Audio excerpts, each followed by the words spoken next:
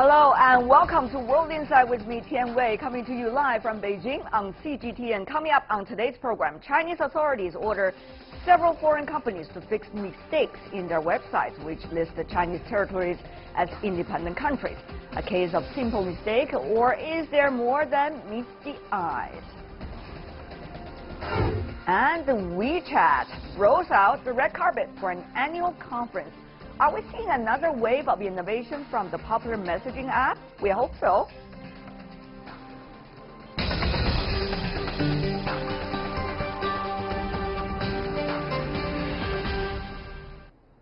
And we begin today's program with geographically inaccurate information in some business websites that has triggered an uproar in China. Delta Airline recently listed Chinese territories, Tibet and Taiwan as separate countries in its sites. That happened after the same mistakes made by Marriott and Zara. All the companies were required by the Chinese side to change the inaccurate content and to respect China's sovereignty. Before we go to our panel, take a look at this. Crying foul over geographical inaccuracies. China's aviation authority last Friday called the attention of Delta Airlines after it listed Taiwan and Tibet as independent countries in its website. Delta promptly issued a public apology, admitting it had made a grave mistake. The American airline said it recognized the seriousness of the mistake and had taken immediate steps to resolve it. Authorities asked other foreign airlines to check their websites for similar inaccuracies. But Delta was not alone in making such a mistake. The internet regulator in Shanghai ordered international fashion brand Zara and medical equipment maker Medtronic to update their websites after they too were found to have referred to Taiwan as a country.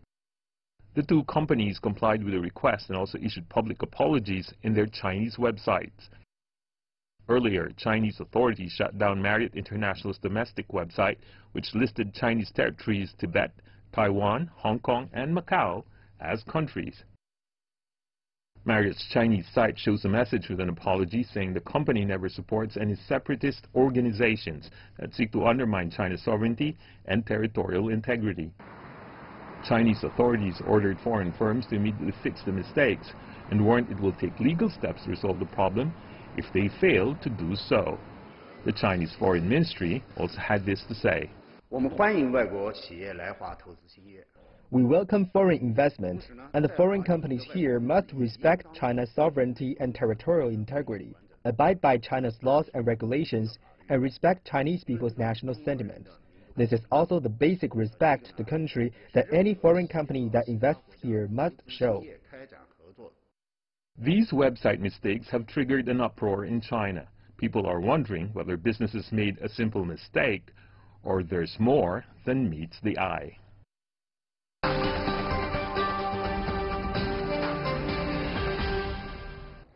Are some foreign companies indeed running full of China's sovereignty? Really? That is the case? Let's loop in our panelists to discuss that. In Beijing, we have Liu Baocheng, the Dean of the Center for International Business Ethics from the University of International Business and Economics. Welcome, sir. And also joining us in Beijing, Edward Lehman, the Managing Director of Lehman Lee and Xu Law Firm. Welcome. Also in Beijing, joining us from another studio, Zhonghou Tao, researcher in the Taiwan Studies at the Chinese Academy of Social Sciences. Welcome as well. Mr. Zhong, let me begin with the two of you here in the studio with me. So, Professor, what do you make of the recent debates about whether foreign companies are intentionally or not trying to violate China's sovereignty, given the recent event as mentioned in the background?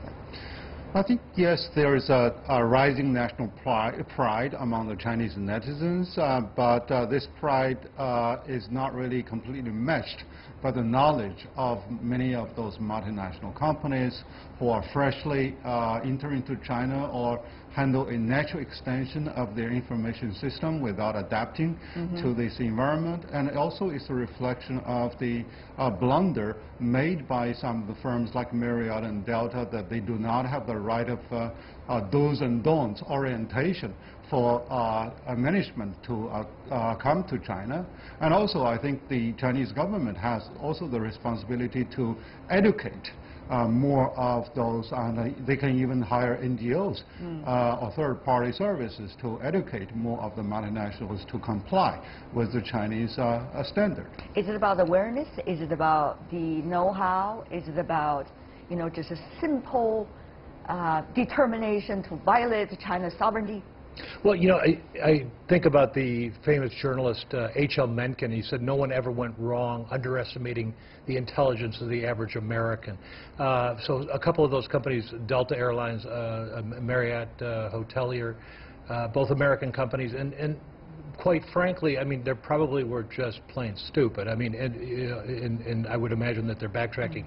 Somebody who deals with businesses like I do, I know there's a disconnect between the IT people who are putting the websites together and the corporation per se. Devils are really always in the details. It's true. Devils in the details, or God, or whatever you want to say. How to raise the awareness that the multinational companies will be able to understand the political sensitivity of this country or any other country they are going to operate, and also making sure it's going to be sustainable. It's not just going to be like political campaigns. Sure.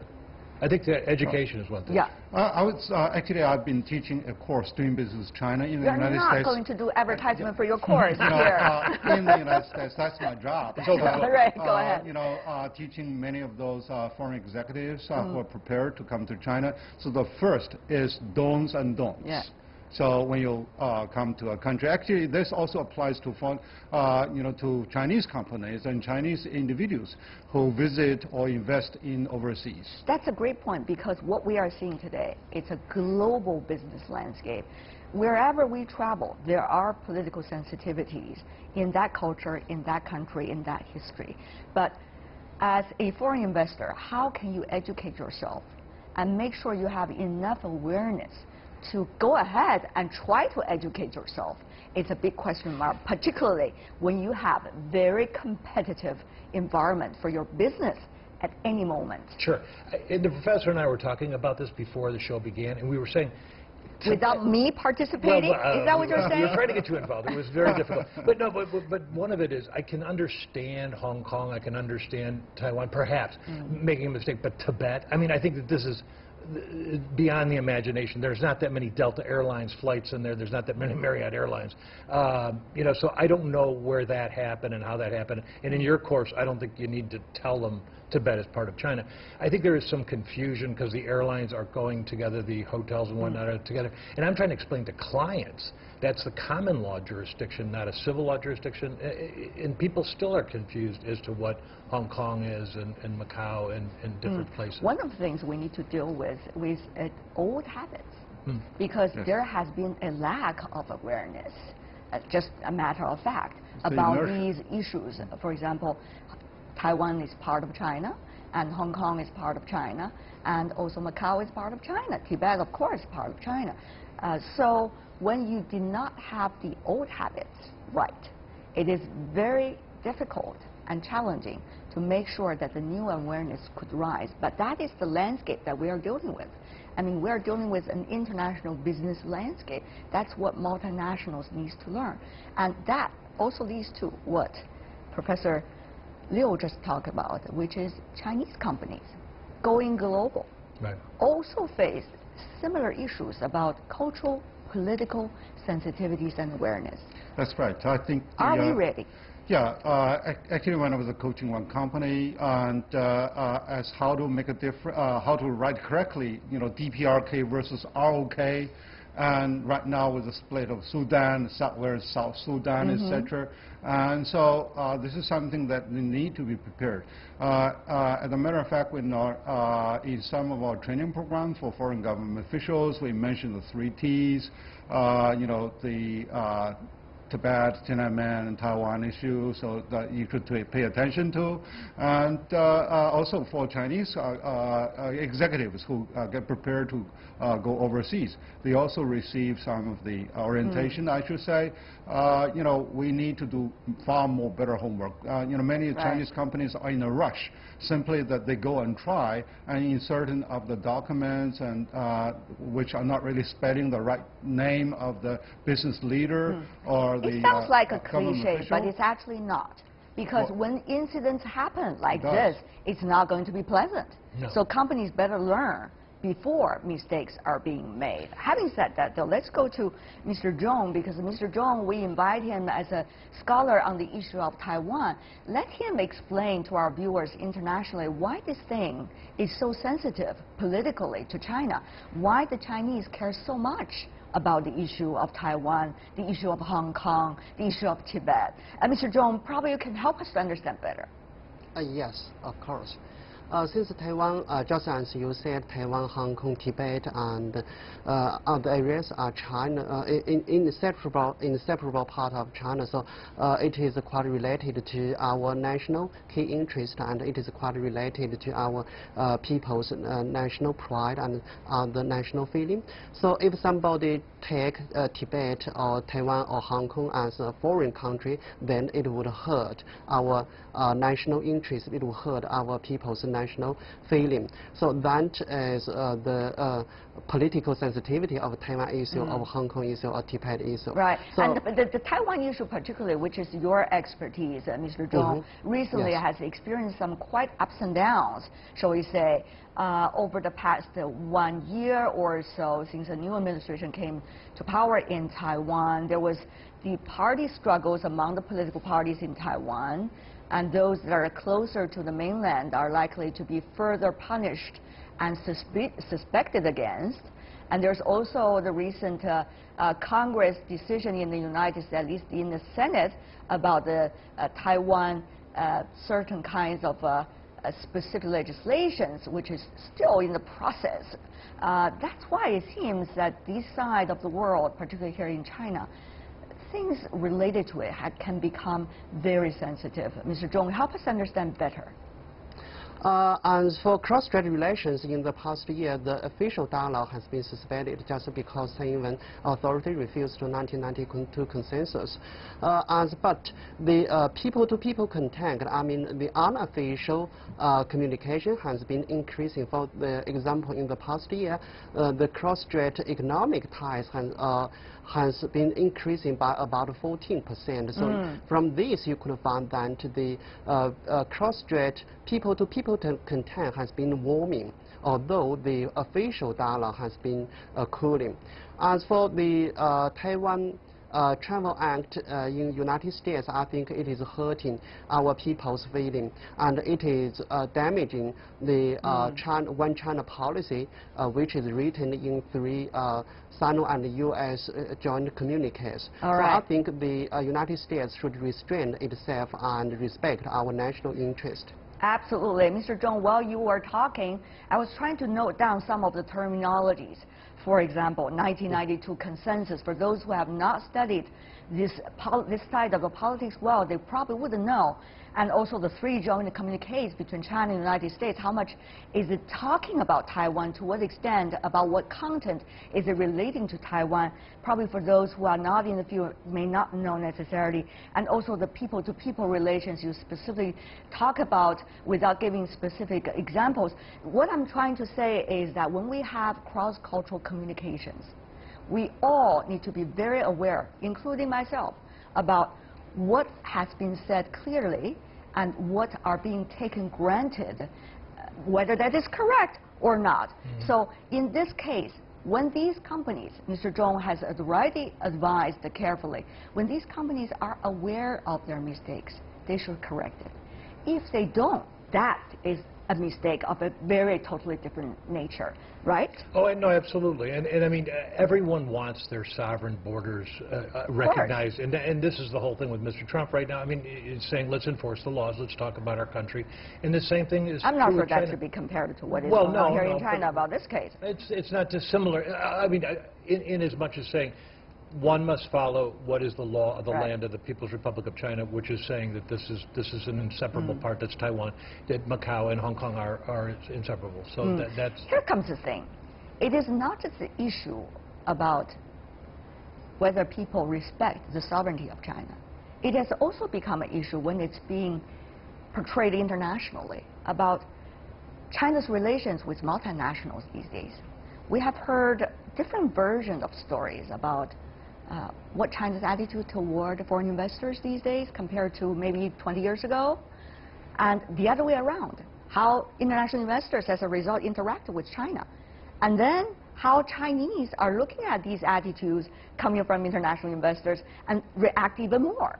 So this seems to be a cycle that we're talking about here. The question is, how can we see the common ground of both sides? Let's just say international investors and also China's own economic and trade development. Professor, probably you have a say here because you're teaching these courses every day. Yeah, it's, we always say it's a better engagement of all stakeholders, either it's the government or business partners and consumers together. So China has always been very much resolved and actually consistent to welcome global companies in China. And right now, particularly during the past 15 years after China joined the WTO, we are trying to create a better leveling field where we can converge the tax system, the all type of treatment that is similar to the Chinese companies. So of course. So let me ask you directly, since that is a question being asked in, let's just say, international media stories. They say, does China still need international investors? Absolutely. Is China going to welcome international investors as much as it did before? Absolutely. I think China is not offering the, say, supranational treatment, which is true, but China is creating a better infrastructure and better environment for global companies, and the entire going abroad process actually is able to better combine with investing in China, the inflow and outflow, so that really can really serve the Chinese double strategy in global integrities. Mr. Zhong, I want to go to you as well. As you may have noticed, the Chinese consumers these days are made of ever younger generations. They are the main labor force when it comes to consumption. They grew up in a very different environment, usually after the reform and opening up. What they see is China always on the rise. And also what they see is the foreign businesses are doing extremely well and harvesting in China. How do you see the reality now, and how should we make sure both the foreign investors, international investors, as well as China's own constituencies, understand the history and also understand the important common grounds both sides really have with one another? Yes, as for Chinese consumers, especially for those young consumers, they fully understand that those foreign investments has directly helped or boosted Chinese economy. So they highly appreciate those efforts from those foreign companies. Still, for those young generations, they become much more pride or become much more aware of the national interest, I think, than the other generations. So I think they should ask those foreign companies to be much more aware of the China national interest. They should respect China national interest, should abide Chinese mainland's laws and regulations, and should also do some self-check or self-examination on the Taiwan issue or Hong Kong issue or something like that. So I mean, in one word, I think for China, especially for those young generation, they welcome those investment from other foreign countries because they would provide more job opportunities for. But still, those foreign companies should abide by Chinese regulations and laws. And before we go, Mr. Lehman, you want to have final words? Yeah, I do. You know, I mean, the question is, what is an international company any longer? So, like Foshan, for example, owns Cirque du Soleil. I mean, by way of example, I mean, Alibaba is listed on the New York Stock Exchange. JD.com is as well. Okay. So, what is your point? My point is that it's a constantly moving target about international businesses and who owns them and who doesn't. Waldorf Astoria, bought by the Chinese. So, you know, I wouldn't necessarily penalize. There is some bad actors in this. I think it's up to the government to educate people how it should be written, and then businesses can abide. And then businesses, I think, want to because they want to make money. They don't want to offend anybody. Very interesting discussion. Well, we have to wrap it up over here. I hope those cases will not be repeatedly discussed and the same mistakes will not be made. Thank you so much, the three of you gentlemen, helping us understand better about this, quote, sensitive issue. Professor Liu Baocheng, Mr. Zhong Houtao, and Mr. Edward Lehman. Really appreciate it. Thank you so much, gentlemen, for being with us. Stay with us on World Insight. Still to come on our program. The maker of popular messaging app, WeChat, pulls out all the stuff for its annual conference. What's in the pipeline for WeChat users and what do innovations mean for the industry? We'll get to some of those answers if we can right after this break.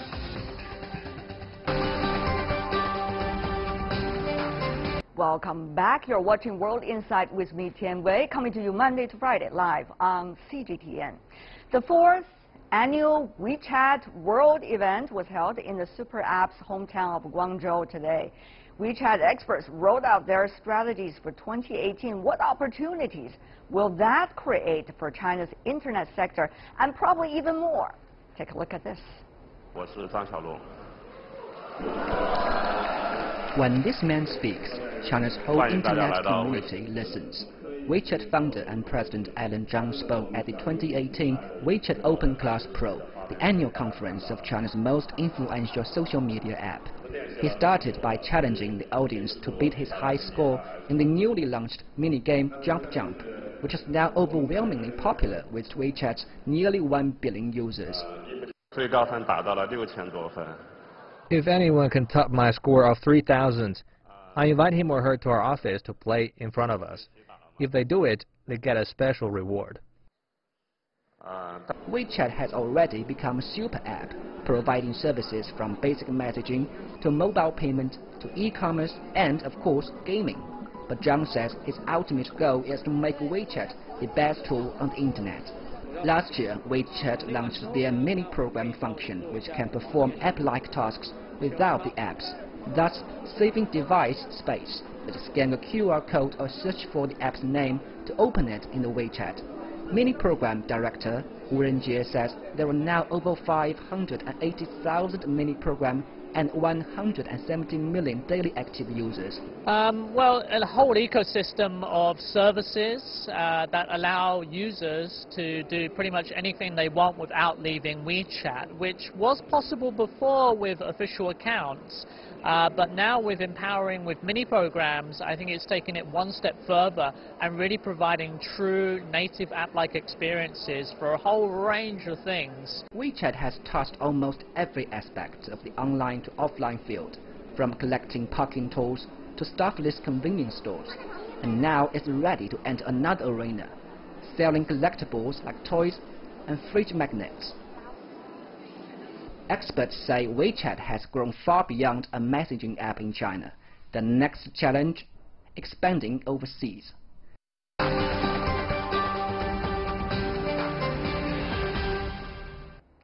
For more on WeChat's innovations, let's turn to our panel. Joining us in Beijing, we have Andy Mock, who is the founder of Red Pagoda Resources, and once again, Professor Liu Baocheng, Dean of the Center for International Business Ethics from the University of International Business and Economics. Welcome back. Joining us from New York in the U.S., we have Ari Zodan, who is the chairman of the Quantum Media Group. Welcome to you as well. So, we don't want to do advertisement for any specific internet company here in China, but the reason we talk about WeChat is because it's already become a phenomenon. So let's talk about this phenomenon. What exactly is it, Professor Liu, that this has become such a nickname almost to China's all social apps in a way? Well, it's now, without exaggeration, part of our lifestyle because the recent survey shows over 900 million people, have access to the WeChat, and also WeChat is really helping their life. And interesting enough, that over the 50% of the people spend more than 90 minutes over the WeChat. Including you, Professor? Every day. Including you? Yeah, I would think so, because there are some interesting articles that I can really download, right. and there, of course, are some amusing videos you can hardly actually resist. Right. Now, particularly now, with the payment, with all the sharing. So this is really part of our life. What about for you, Mr. Mark? Well, I probably use WeChat even more than Professor Liu. And I would say that Alan Zhang, who led the development and launch of WeChat, arguably is having a larger impact on the tech world than Mark Zuckerberg at Facebook. The reason for that is that WeChat is much more than just a messaging app, but it's really the remote control for a person's online and offline lives. We want to illustrate to our viewers, particularly international viewers, as to how powerful WeChat is already becoming here, at least in the Chinese market. Take a look at some of those numbers that tell us about how important it is to the Chinese. China has a population of 1.4 billion people, and about two-thirds of this gigantic number, that's 900 million people, are now using WeChat. Over 30% of these users are spending more than 4 hours a day on WeChat. And it's not just simply about communications with people close to the user. The app has marched in and has dominated workplaces as well. In China, 80% of people have used WeChat for dealing with things related to their jobs instead of using email. And it has far more functions than just communication. Users can send and receive money, make purchases, read news, with uses for almost every aspect of one's life. Well, that is how powerful it has become. How would you compare, Mr. Zhou Dan, about WeChat to, let's just say, other social apps that are popular in the rest of the world, excluding the Chinese market? The functions, the power of it, the influence and the impact. Sure. I mean, it's a good question. So, I mean, obviously you're going to compare it to the other 800-pound gorilla, and that's WhatsApp out of the United States. But people right now, from a positioning standpoint and application standpoint, all they use WhatsApp for is just straight messaging, and it's a great messaging platform. But you can't compare any stretch of the imagination from WeChat to WhatsApp. And if you think about the magnitude, 38 billion messages are on that platform every single day. Right. WhatsApp, it's a fraction of that. And again, WhatsApp is only used for messaging right now. Obviously, they're going to roll out mobile payments, they're going to roll out newsfeed, but there's going to be a learning curve involved as well for the American market. But going head to head, no question about it. I mean, the dominant player is, without a doubt, and probably for a long time, is going to be WeChat. But WeChat is existing not without competition, Mr. Mark. Within the Tencent company itself, there is WeChat. There's also their earlier QQ service, which is leading now to another social app that is competing against WeChat internally. Externally, in the other parts of the Chinese market, Alibaba, for example, is trying to create also social platforms. Some of the others, smaller players, doing the same. So actually, there is a possibility that WeChat one day could be taken the place of by somebody else. But so far, it seems quite safe. Well, that's always possible. But I'd like to make a point, too, because being American, using WeChat in China versus WhatsApp, other apps in the United States, going back to the U.S. is like going back to the Stone Age. Because WeChat is just so much more convenient, lets you do everything that you want to do. Now, to your point that can WeChat be disrupted, it's certainly possible. Or be challenged. Well, I think this is something that Tencent and a lot of the other premier tech companies do, is they create their own internal competition. So disrupt yourself before someone else disrupts you. That's true. But I think that WeChat is so entrenched and the switching costs are so high that it'd be very difficult to move because it's not just your network, but it's all of your transaction history. The stronger it gets, the more comprehensive it gets. It will always be the leader of that sector. It's hard to leave it. It's hard to compete against. But having said that, though, Professor Liu, there's an ultimate question. Data security. That's right. The more you use one social platform by one company, the more you're likely to expose yourself, all your data, to that company. And who knows what that company will use your data for, to whom, and give it to whom. We do not know. Of course, at this point, it is still very good reputation about Tencent. But there is always the question and always the danger, right? So Professor Liu, what about the security of personal data? Who is going to protect the personal data, let's just say on WeChat? And or anything else that could be as big as WeChat. And will the government be responsible for that? Is the government trustworthy? Will the business community be responsible for that? Is the business community trustworthy? Or is there going to be something else going to be responsible for that? Are there something else going to be trustworthy? This is the ultimate question internationally. That's right. With all information technologies available, everyone is living in a glass house, and everyone is a captive of those businesses. You could say that, but when you have rules, it is totally different from when you don't have the rules. Yeah, that's right. And when you know who have the data, it is totally different from when you do not even know who has the data. It's not only the individual sovereign government. I think internationally there should be a very consensus treaty and also tough regulations to protect security and privacy. So there's no doubt about that. And also for companies, because the more reliant the consumers or users are getting on you, so you create a sort of fiduciary relationship that you have the right responsibility. And particularly now, the danger is that when such companies get into a monopoly, they may misuse that. And so therefore, competition is very important. Mr. Zhou Dan, this debate is not new to you. You got also a lot of those debates back in the United States about personal data, personal privacy, who's holding it. Is it 1984 or is it something else? So how do you see that debate when we see a wonderful phenomenon of social apps flourishing and providing convenience? How do we see the other side of the story? Are we prepared for the other side of the story? Sure. Obviously, I think a lot of these companies have to start educating the consumer, and actually it's kind of a double-edged sword, but it would be great for these social networks to actually say, hey, you know, your data is actually vulnerable. And obviously when you have a complicated system, there's always going to be pockets of efficiencies.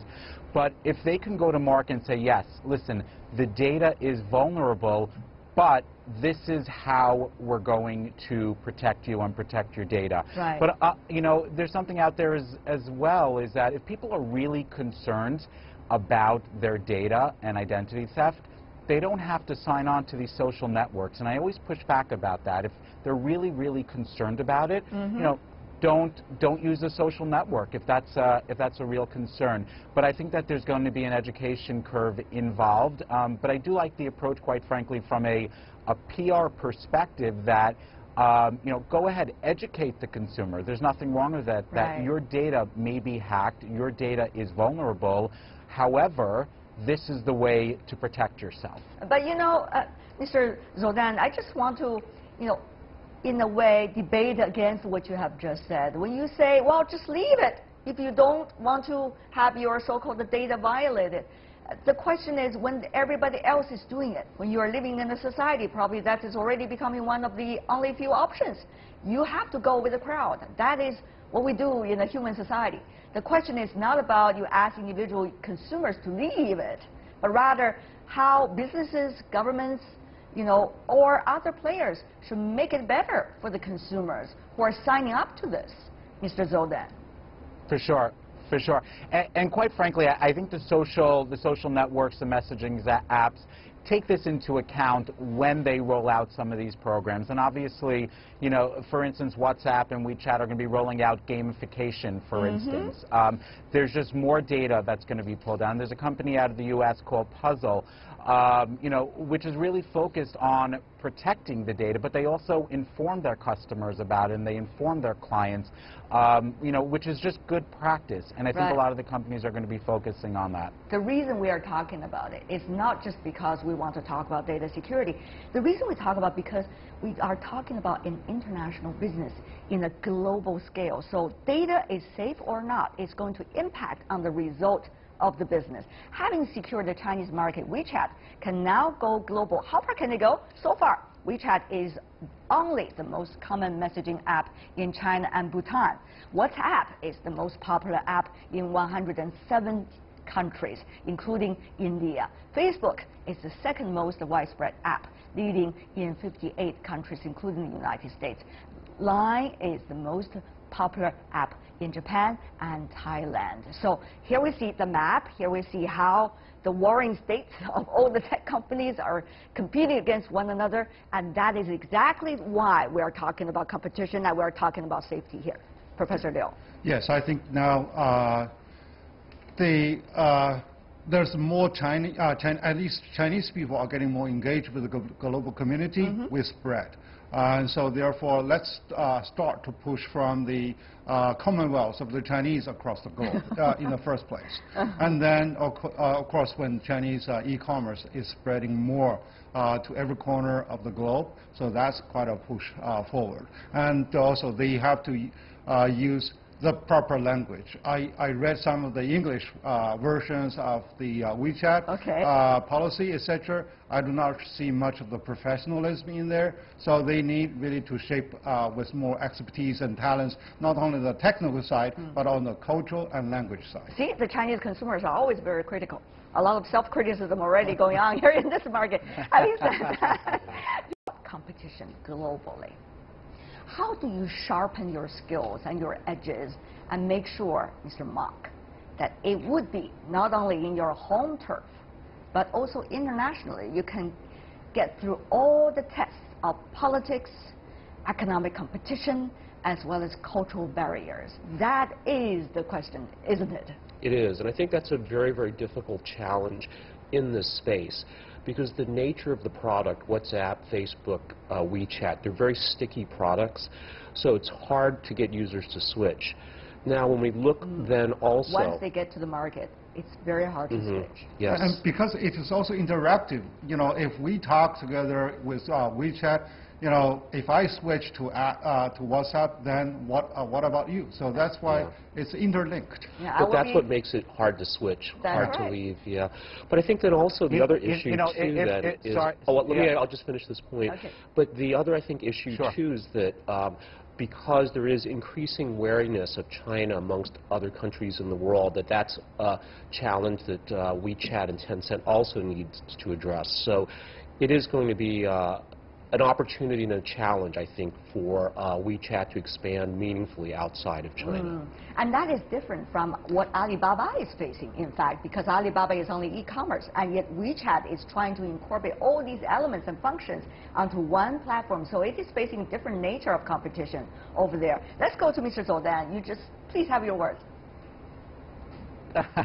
Okay, I mean, I would say a host of different things, but I think it's important for Tencent and WeChat not to get comfortable and not to sit on their laurels, you know, thinking that they are too big to fail. Because quite frankly, if you remember AOL messaging app, and if you remember MySpace, you know, nobody initially thought that those two would go away.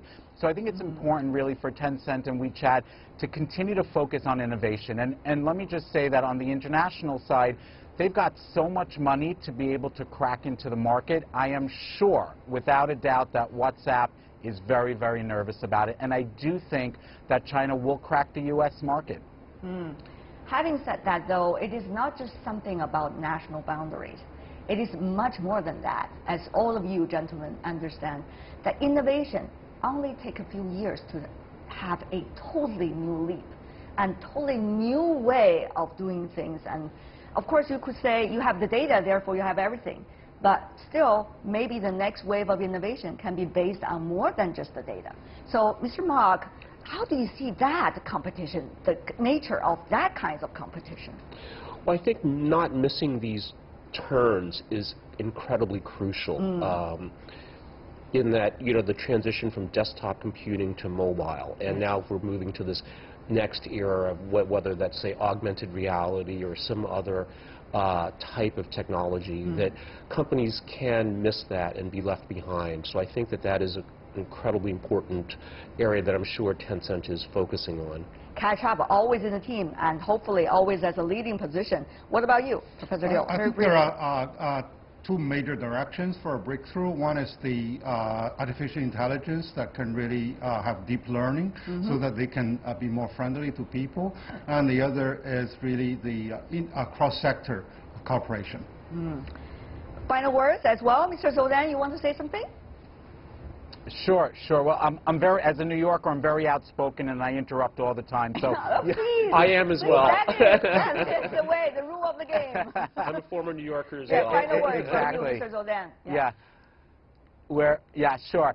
I mean, again, I'm just going to reiterate the same point, that it's super important for WeChat to be able to focus on the innovation and should be concerned about competition, because although the 800-pound gorilla is there today, may not be there tomorrow. And I'd also say that, you know, we haven't spoken about blockchain technology and cryptocurrency, and that's right. Right, and our firm does a lot of advisory work in China, in Africa, in India, and understanding macro policy, understanding how it works, I think is critical. So there is an information curve there too. Thank you, all of you.